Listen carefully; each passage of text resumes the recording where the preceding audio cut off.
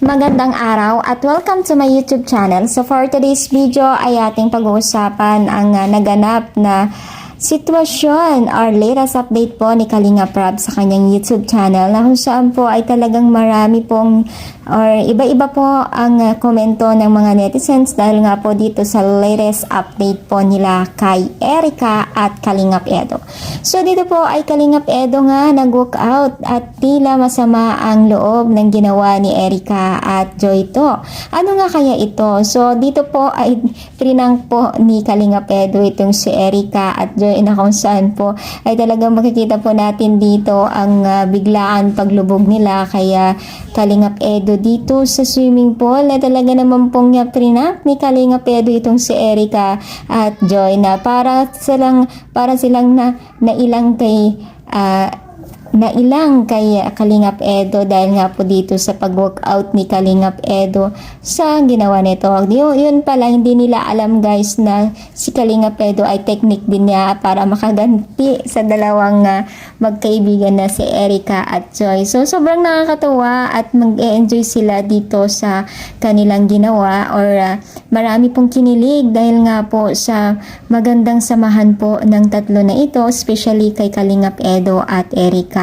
Kaya naman po si reklamo or request po ng nakakarami ay sana daw ay maiulit pa muli ang kakulitan ng tatlong ito kasama ang si Dara. So sobrang proud po ng mga taga-supporters po ng kababaihan na ito dahil nga po sa patuloy po nilang nagbibigay saya sa kanila.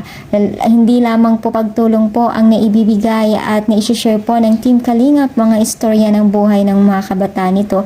Nagbibigay din po sila ng saya, kilig at syempre nandyan na rin po yung masukid na pagtulong at pakikisama nila sa mga kabataan na ito.